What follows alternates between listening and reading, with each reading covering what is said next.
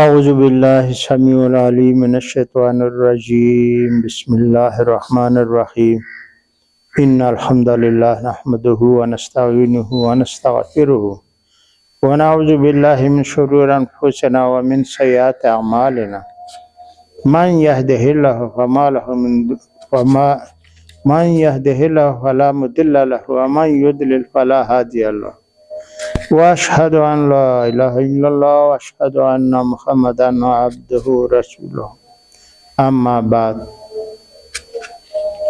بسم اللہ الرحمن الرحیم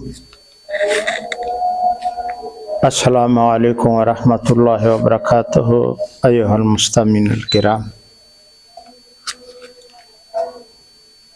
اسلامی لشکر کا بیان جاری ہے فتوحات کا، جس کے جنرل سپہ سالاری خالد بن ولید کر رہے تھے۔ خالد بن ولید کے کارنامے سنو اور لکھتے جاؤ کہ ان کا کیا کارنامے ہے۔ شیخ بن عمر سے باوالا شعبی بیان کرتے ہیں کہ خالد نے الولجہ کے روز عجام کے ایک اس شخص سے مقابلہ کیا جو کہ نہایت طاقتور تھا اور بہت بہادر اور شجاع اپنے آپ کو بول رہا تھا، اور آپ نے اسے قتل کر دیا۔ پھر آپ نے اس پر ٹھیک لگائی، قتل کر کے ادھر بیٹھ بھی گیا، اور آپ کا کھانا لایا گیا تو آپ نے دونوں صفوں کے درمیان ٹھیک لگا کر اسے کھایا۔ پھر اسی طرح سفر میں الیس کا معرکہ ہوا۔ یہ واقعہ یوں ہے کہ خالد نے الولجہ کی جنگ میں بکر بن وائل کے ایک گروہ کو، جو نصار عرب میں سے ایرانیوں کے ساتھ تھے، قتل کر دیا۔ پس ان کا قبائل جمع ہو گئے اور ان میں سب سے زیادہ غصہ عبد الاسود العجلی کو تھا، اور گزشتہ کل اس کا بیٹا قتل ہو گیا تھا، اس لیے وہ بہت غصے تھا اور اپنے ساتھ لشکر بھی اکٹھا کیا اور لڑنے کے لیے۔ انہوں نے عاجم کے ساتھ خط و کتابت کی اور اردشیر نے ان کے پاس ایک فوج بھیجی، اور وہ الیس مقام پر جمع ہو گئے۔ اسی دوران میں کھانے کے دسترخوان لگائے گئے تھے اور وہ اسے کھانا چاہتے تھے کہ خالد بن ولید نے رضی اللہ عنہ نے اپنی فوج کے ساتھ اچانک ان پر حملہ کیا۔ جب انہوں نے آپ کو دیکھا تو ان میں سے جس نے کھانا کھانے اور خالد کی طرف توجہ نہ کرنے کا کرنا تھا، اشارہ کر دیا۔ ایک بندہ بٹھایا ہوا تھا انہوں نے کہ تم خالد بن ولید کے مجاہدین لشکر کی دیکھ بھال کرو، ہم کھانا کھا رہے ہیں، اور جب وہ آنے کو ہوئے تو ہمیں اشارہ کر دیں۔ اور کسرا کے امیر نے کہا بلکہ ہم اس پر تیزی سے حملہ کریں گے، مگر انہوں نے اس کی بات نہ سنی، اور جب خالد بن ولید اترے تو آپ نے اپنی فوج کے آگے آ کر بلند آواز سے اعراب کے ان بہادروں کو پکارا جو وہاں موجود تھے کہ فلاں کہاں ہے، فلاں کہاں ہے۔ پس وہ سب کے سب آپ سے پیچھے ہٹ گئے۔ ہاں، بنی جزرہ کا ایک شخص جسے مالک بن قیس کہا جاتا تھا، وہ آپ کے مقابلے میں نکلا۔ جب خالد بن ولید نے اپنے کمانڈروں کو آوازیں دے دیا تو جب وہ جمع ہونے لگے تو یہ پیچھے ہٹ گئے چلے گئے، بھاگ گئے تقریباً۔ ایک شخص ان میں جو مالک بن قیس کہا جاتا تھا وہ آپ کے مقابلے میں نکلا۔ خالد نے اسے کہا، اے ابن خبیثہ، تجھے ان میں سے کس نے جرأت دلائی، حالانکہ تجھ میں وفا نہیں ہے؟ پھر آپ نے تلوار کا وار کر کے اسے قتل کر دیا اور عاجم کے کانے سے منہ موڑ لیا اور ہتھیار لے کر کھڑے ہو گئے اور نہایت شدید جنگ کی، اور مشرکین بہمن کا آمد کا انتظار کر رہے تھے، بہمن کی آمد کا انتظار کر رہے تھے کہ وہ ایک بڑا فوجی ٹولہ لے کر کے آ رہا ہے کہ وہ بادشاہ کی طرف سے فوج لے کر ان کے پاس آئے گا، یہ اس انتظار میں تھے اور بڑی قوت و شدت کے ساتھ جنگ کر رہے تھے، اور مسلمانوں نے بھی بڑا استقلال دکھایا۔ خالد بن ولید نے دعا کی، اے اللہ، اگر تو نے ہمیں ان پر غالب کر دیا ہے تو تیری اس طرف سے مجھ پر یہ ذمہ داری عائد ہوتی ہے کہ میں ان میں سے جس پر قابو پاؤں اسے باقی نہیں چھوڑوں گا، حتیٰ کہ میں ان کے خون سے ان کا دریا روا کر دوں گا۔ پھر اللہ تعالی نے مسلمانوں کو ان پر غلبہ دیا، اور خالد بن ولید کے منادی نے اعلان کیا کہ قیدیوں کو قید کر لو اور صرف اسے قتل کر لو جو قیدی بننے سے انکار کرے، جو قیدی نہیں بننا چاہتا ہے اسے قتل کرو، جو قیدی بن جائے اس کو قید کر لو۔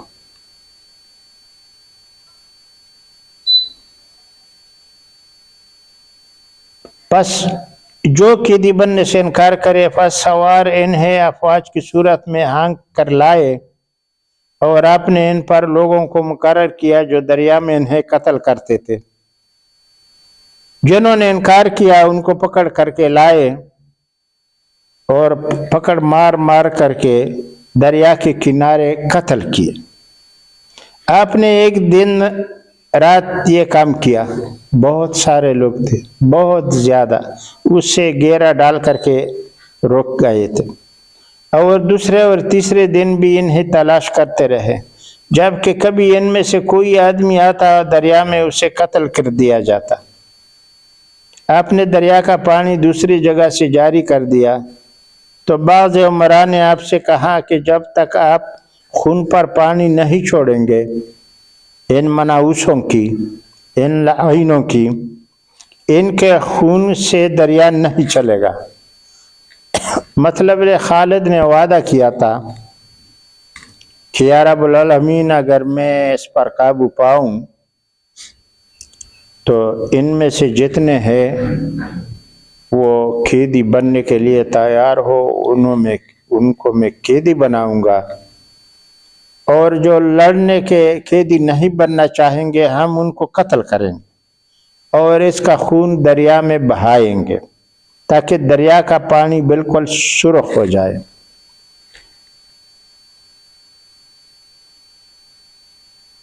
اور پانی کے ساتھ چل پڑے گا۔ اب انہوں نے کہا ان کو مرانے کے خالد کو کہ یہاں پر پانی بہاؤ تاکہ دریا میں جائے پورا خون، تو اور آپ کی قسم بھی پوری ہو جائے گی۔ پس آپ نے پانی چھوڑ دیا اور دریا تازہ خون سے بہہ پڑا، اس لیے اسے آج تک دریائے خون کہتے ہیں۔ پس یہ تازہ خون جو 3 دن تک پوری فوج کے لیے کافی ہو گیا، ہلاک ہونے والوں کے گرد گھومتا رہا، اور مقتولین کی تعداد تقریباً 70,000 تک پہنچ گئی۔ خالد کی شمشیر دیکھو، 70,000 نے بھی شکست کھایا ہے اور قتل کر دیے گئے ہیں، دریا میں ان کا خون بہایا گیا۔ اور جب خالد بن ولید نے فوج کو شکست دی اور لوگوں میں سے واپس آنے والے واپس لوٹ آئے، خالد اس کانے کی طرف گئے جنہوں نے اسے کانے کے لیے رکھا تھا، پہلے جو رکھا تھا ان سے رہ گیا تھا۔ آپ نے مسلمانوں سے کہا یہ غنیمت ہے، اسے ترک کر کھا لو۔ بس لوگ اتر پڑے اور شام کا کھانا کھایا، اور عجم نے اپنے کانے پر بہت سی نرم چپاتیاں رکھی تھی، اور جنگل کے عقرب جب اسے دیکھتے تھے تو کہتے تھے یہ چھچھڑے کیسے ہیں۔ وہ انہیں کپڑے خیال کرتے تھے، اور سبز زاروں والی اور شہروں کے باشندے جو انہیں پہچانتے تھے وہ انہیں کہنے لگے کیا تم نے رقیق العیش آسودہ زندگی نہیں سنا؟ انہوں نے کہا بے شک۔ وہ تو کہنے لگے یہ رقیق العیش ہے، مطلب نرم کھانا ہے، زبردست کھانا ہے اور چپاتیوں کا کھانا ہے۔ اسی دن سے اس کا نام انہوں نے رقاق رکھ دیا، اور اب عرب اسے العود کہا کرتے تھے۔ اور سے بن عمرو عن عمرو بن محمد بن عن شعبی، اس شخص نے جس نے خالد بن ولید سے روایت کی، خالد سے روایت کی، یہ خالد بن ولید نہیں، یہ دوسرا خالد کی نہیں، خالد بن ولید ہے لیکن اس کے ساتھ لکھا نہیں ہے۔ بیان کرتے ہیں کہ رسول اللہ صلی اللہ علیہ وسلم نے خیبر کے روز لوگوں کو روٹیاں، تربوز اور بنا ہوا گوشت غنیمت میں دیا۔ وہاں بھی یہ غنیمتیں ملے ہوئے تھے، اور اسے جمع کرنے والوں کے سوائے انہوں نے کچھ نہیں کھایا۔ اور اس معرکہ میں یوم علیس کو معیشیہ شہر کے تمام باشندے قتل ہو گئے، جتنے لڑنے والے تھے سب قتل ہو گئے۔ خالد بن ولید نے وہاں جا کر اسے برباد کرنے کا حکم دیا، اور جو کچھ وہاں موجود تھا اس پر قبضہ کیا۔ وہاں سے انہیں بڑی غنیمت ملی، بس آپ نے اسے غنیمت حاصل کرنے والوں کے درمیان تقسیم کر دیا، جو مطلب لڑ رہے تھے مجاہدین ان میں تقسیم ہی کر دیا گیا وہ غنیمت۔ اور غنیمت کے بعد سوار کو 1500 درہم بھی ملے۔ ہر غنیمت کے تقسیم کے بعد سوار کو جتنے تھے ان کو 1000 درہم بھی ملے، اور جب پہلی حاصل کردہ غنیمت کے علاوہ تھے، یہ پہلی غنیمت سے علاوہ تھے یہ غنیمت۔ خالد نے بنی عجل کے ایک شخص جندل کے ذریعے بشارت فتح اور اموال کا خمس اور قیدی صدیق رضی اللہ عنہ کے پاس بھیجے، اور وہ بہادر رہنما تھا۔ پس جب اس نے صدیق رضی اللہ عنہ کو پیغام پہنچایا اور امانت ادا کر دی، یعنی جو غنیمت جس کی ذمہ داری میں تھی ادھر بھیجی تھی مدینے کو، اور وہ پہنچا دی گئی اور پورا دے دیا گیا، خیانت اس میں نہیں کی، تو آپ نے اس کی تعریف کی۔ اور پس جب اس نے صدیق رضی اللہ عنہ کو پیغام پہنچایا اور امانت ادا کر دی تو آپ نے اس کی تعریف کی، اور قیدی عورتوں میں سے ایک لونڈی اسے بطور انعام عطا فرمائی۔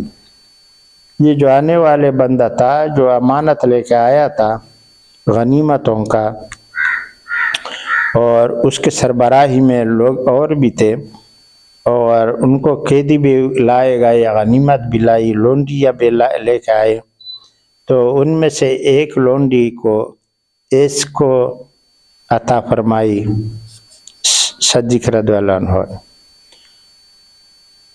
سیدنا صدیق رضی اللہ عنہ نے فرمایا اے گروہ قریش، تمہارے شیر نے ایک شیر پر حملہ کیا اور اس کے گوشت کے ٹکڑوں پر غالب آ گیا۔ عورت خالد بن ولید جیسا بیٹا جننے سے عاجز آ گئی۔ صدیق اکبر نے مدینے میں سارے کو جمع کر کے جب مجاہدین و انصار جمع ہو گئے اور یہ غنیمت بھیجا، اور لنڈیا بھی تھے، قیدی بھی تھے، اور بڑی غنیمت تھی، تو صدیق اکبر نے خالد بن ولید کی بہت ثنا اور صفت کی اور کہا کہ عورت خالد بن ولید کے جیسا بیٹا شید ہی جن ہے۔ یہ بات صحیح ہوتا ہے، لاکھوں میں کبھی ایک پھول کھلتا ہے، کچھ ایسے پھول بھی ہوتے ہیں جو لاکھوں میں ایک کھلتا ہے۔ یہ خالد بن ولید کے جتنا صفت کیا جائے، جو ان کے فتوحات ہے، جو ہم بلا چکے ہیں، ہم پہلے بھی بیان کیا ہوا ہے، ہم پر افسوس ہے، اور یہ جو تاریخ دان ہے ان پر بھی افسوس ہے، جو ہمارے ادھر حاکم ہے، بڑے امراء ہے، ان پر بھی افسوس ہے۔ وہ بلا بیٹھے خالد بن ولید، مگر صدیق رضی اللہ عنہ نے کہا کہ خالد بن ولید کے جیسا بیٹا جننے سے عورت عاجز آ گئی ہے۔ پھر متعدد مقامات پر خالد پر طویل معاملات پیش آئے جن کا سننا باعث ملال ہوگا، اور اس کے باوجود خالد بن ولید نہ درماندہ ہوئے تھے اور نہ اکتا گئے تھے، نہ کمزور ہوئے تھے۔ دیکھو اتنے جنگیں لڑے انہوں نے، مدینے سے، یمن سے اور مرتدین سے، پھر عراق کی طرف آئے اور کتنے کتنے گاؤں فتح کیے، بڑے بڑے سرداروں کو ہرایا، اور مجوسیوں کی بڑے لشکروں کو تیح کر دیا گیا، ان کو سرداروں کو قتل کر دیا گیا، اور ابھی اس کی حالات جاری ہے۔ لیکن اتنے لڑتے لڑتے خالد بن ولید نہ تو درماندہ ہوئے، مطلب ہے کہ استمانہ ہوئے، تک گئے، نہ اکتا گئے، نہ اس کا دل تنگ ہو گیا، اور نہ کمزور ہوئے تھے۔ یہ بھی نہیں کہ کمزور ہو گیا تھا کہ بس ہم بہت لڑے۔ باقی اور اصحابوں کو چاہیے جو مدینے میں بڑے بڑے بیٹھے ہوئے ہیں اصحاب کرام میں سے کہ وہ آ کر کے لڑے، لیکن نہیں، اور نہ غمگین ہوتے تھے، بلکہ پوری قوت و شدت اور تیز فہمی میں رہتے تھے۔ بلا شبہ اللہ تعالیٰ نے آپ کو اسلام اور اسلام کی عزت اور کفر کی ذلت اور اس کی جمعیت کی پریشانی کے لیے پیدا کیا تھا۔ کہتے ہیں کہ خالد بن ولید کو رب العالمین نے اسلام اور اہل اسلام کو عزت بڑھانے اور کرنے کے لیے اور بچانے کے لیے، اور کفر کو ذلت اور اس کی جمعیت کی پریشانی کے لیے پیدا کیا گیا تھا۔ مطلب ہے وہ ڈرتے تھے، بڑی ڈر دل میں رکھتے بھی تھے، حالانکہ بہت بڑی بڑی اس کے پاس دستے ہوتے تھے۔ حیرہ کے محلات پر قبضہ۔ حیرہ عراق کے ساتھ قریب عراق ہی میں آتا ہے، ایک بڑا مشہور اور خاص جگہ ہے۔ خالد بن ولید چل پڑے اور خزیق، صدیر اور نجف میں اترے۔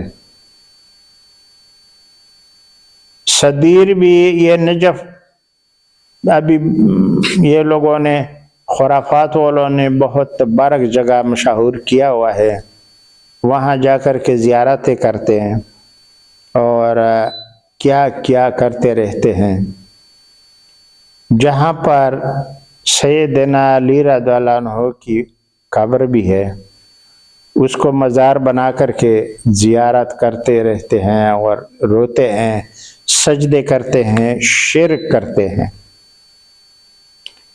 وہاں خالد بن ولید ان تینوں جگہوں میں حوضلیک، صدیر اور نجف میں اترے اور اپنے دستوں کو ادھر ادھر پھیلایا۔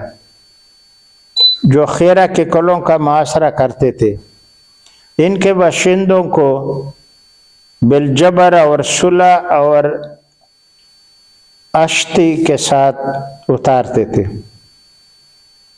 جس نے صلح کی وہ صلح کے حساب سے نیچے آتے تھے، اور جس نے جو نہیں اتراتے تھے بالجبر اتارتے تھے، بالجبر، زبردستی۔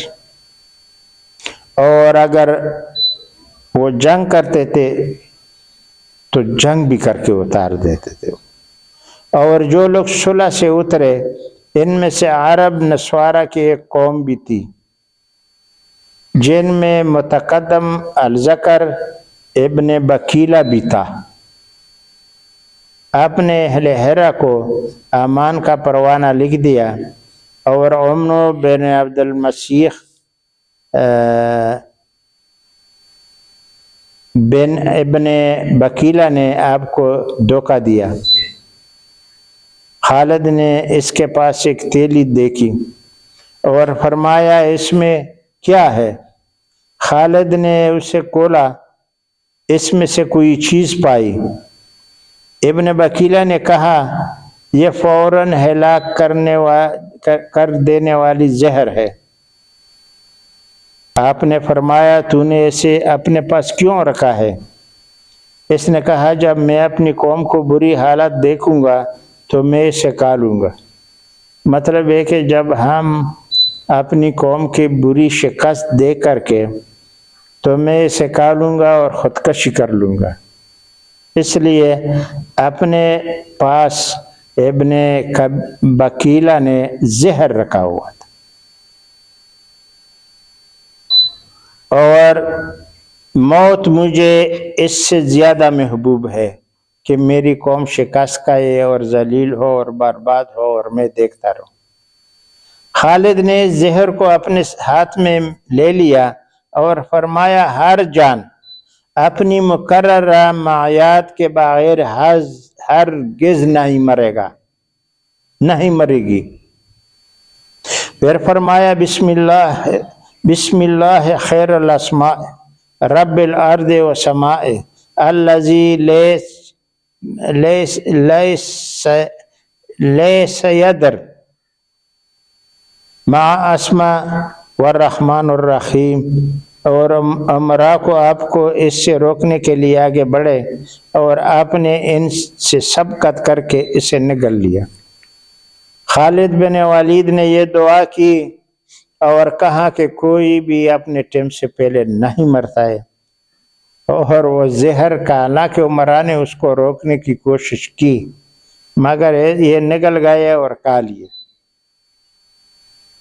اور جب ابن بکیلہ نے یہ بات دیکھی تو کہنے لگا اے گروہ عرب، اللہ کی قسم جب تک تم میں سے ایک آدمی بھی موجود ہے تم ضرور اس چیز پر قبضہ کر لو گے جس پر تم نے قبضہ کرنا چاہو گے۔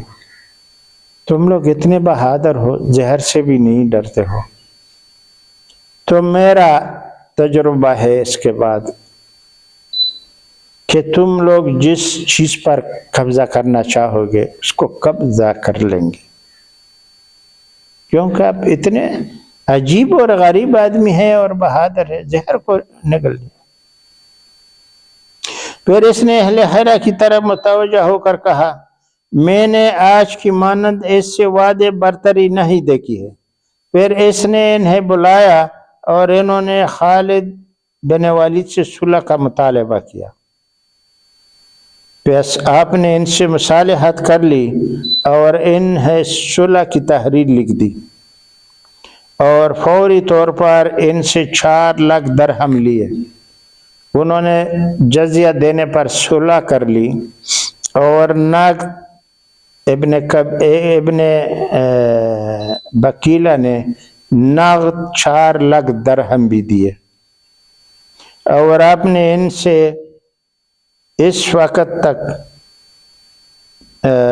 صلح نہیں کی جب تک کہ انہوں نے عبد المسیح کی بیٹی کرامت کو ایک صحابی شویل کے سپرد نہیں کر دیا. یہاں پر ایک عجیب واقعہ ہے. ایک اصحابی نے جب رسول اللہ صلی اللہ علیہ وسلم کی زندگی میں پیشنگوئی کی تھی کہ ہمارے مجاہدین حرا میں جائیں گے اور وہاں پر مشہور جو حکمران ہے اس کی بیٹی بہت خوبصورت ہے، وہ بھی ہے، اور ان کا ذکر کیا.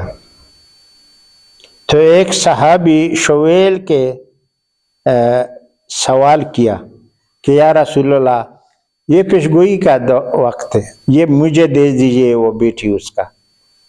رسول اللہ صلی اللہ علیہ وسلم نے فرمایا کہ اگر حرا فتح ہو گیا تو ان کی بیٹی آپ کے ہوئی. جب خالد بن ولید نے حرا کو فتح کیا اور سب متحد ہو گئے، صلح کر لی، تو یہی صحابی شویل کے نے مطالبہ کیا کہ میں نے ان کا بیٹی بکیلہ کا اپنے لیے رسول اللہ صلی اللہ علیہ وسلم سے مانگا تھا، لہٰذا وہ مجھے دیجئے، پھر صلح لکھ دیجئے، کیونکہ اس کا قول تھا میرے پاس. تو پھر ان کی عبد المسیح کی بیٹی کرامت کو ایک صحابی شویل کے سپرد نہیں کر دیا، اور آپ نے اس لیے کیا کہ جب تک نبی صلی اللہ علیہ وسلم نے حرا کی محلات کا ذکر کیا جن کے کنگرے کتوں کی کچلیوں کی طرح تھے، تو اس شخص نے رسول اللہ صلی اللہ علیہ وسلم سے کہا یا رسول اللہ صلی اللہ علیہ وسلم، مجھے بکیلہ کی بیٹی بخش دیجئے. یہ جو میں نے ابھی بیان کیا، آپ صلی اللہ علیہ وسلم نے فرمایا وہ تیری ہوئی. اور جب یہ فتح ہو گئی تو شویل نے اس لڑکی کا دعویٰ کیا.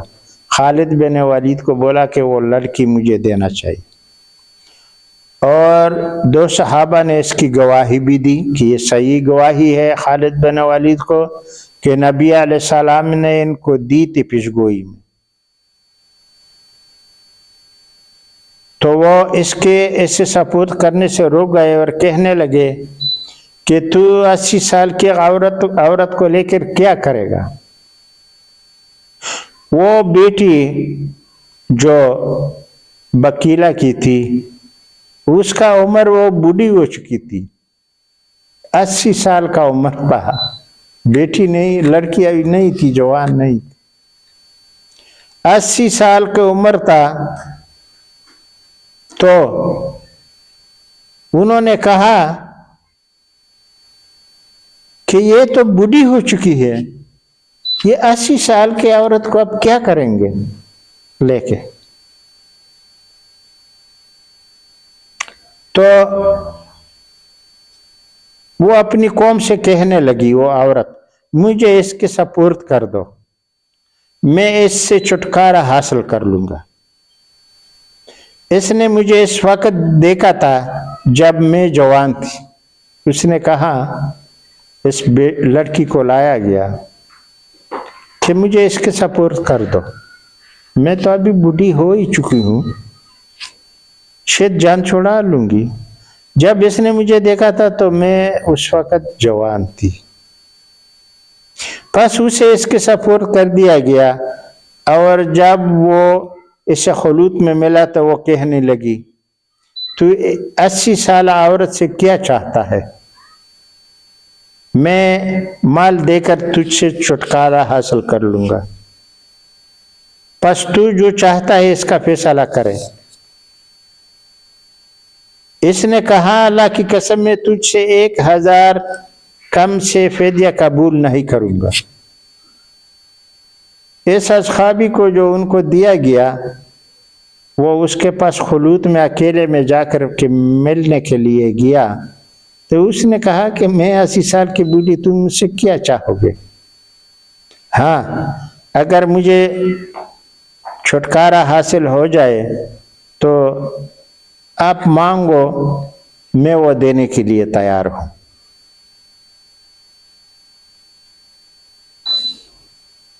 اس نے کہا، اس اصحابی نے، کہ میں اللہ کی قسم تجھ سے 1000 سے کم فدیہ قبول نہیں کروں گا۔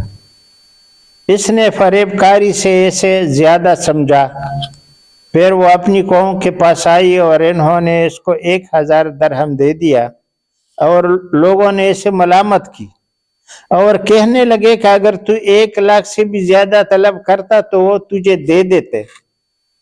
اس اصحابی کو باقی جو دوست تھے اصحاب کرام، انہوں نے بولا کہ یہ تم نے کیا اس کے حاصل کرنے کے لیے تم نے شرطیں رکھی، خالد بن ولید کو مجبور کیا، اس کے جو ولی تھے ان کو مجبور کیا، پھر 1000 میں چھوڑ دیا، آپ 1 لاکھ طلب کرتے اس میں سے۔ اس نے کہا کہ 1000 زیادہ سے بھی عدد ہو سکتا ہے، اس کو معلوم ہی نہیں تھا کہ 1000 سے زیادہ ان سے کیا ہوتے ہیں۔ دیکھو بیچارے جہاد نکلے ہوئے ہیں، لڑ رہے ہیں، اس کو 1000 گنتی سے زیادہ معلوم ہی نہیں تھا، نہیں تو وہ زیادہ قیمت لگاتے۔ اس نے اپنے دل میں سوچا کہ یہ بہت بڑی رقم ہے۔ خالد کے پاس جا کر کہنے لگا میں تو زیادہ عدد ہی طلب کیا تھا۔ خالد نے فرمایا تو نے ایک بات کا ارادہ کیا اور اللہ تعالیٰ نے دوسری بات کا ارادہ کیا، اور ہم تیرے قول کے ظاہر پر فیصلہ کرتے ہیں، اور تیری نیت کا معاملہ اللہ تعالیٰ کے ساتھ ہے۔ تم نے خود ہی 1000 پر فیصلہ کیا اور نہیں دے سکتے، اب تم کہتے ہو کہ مجھے گنتی نہیں آتا تھا۔ دیکھو ایسے بھی لوگ ہوتے تھے۔ تو خالد نے کہا کہ تمہارا مطالبہ پورا ہو چکا ہے، اب تم نے اسے کیا لیا، کیا ارادہ کیا، اور اللہ تعالیٰ نے کیا ارادہ کیا وہ تمہیں مل گیا، اب تو صادق ہے یا کذاب ہے اور بات ہے۔ سیف بن عمرو بن محمد سے بحوالہ شعبی بیان کرتے ہیں کہ خالد نے حرا کو فتح کیا تو ایک سلام کے ساتھ 8 رکعت نماز پڑھی۔ یہ ہوتا ہے، پہلے میں نے بیان کیا تھا کہ نبی علیہ السلام نے جب پڑھا تو لوگوں نے بولا کہ یہ اشراق کی نماز ہے، اشراق کا نہیں تھا۔ جب بھی کوئی ملک فتح ہو جائے تو امیر لشکر لازم یہ پڑے گا شکرانہ، اور جتنے لشکر والے ہوں گے وہ سجدہ کریں گے، 2 سجدے بس۔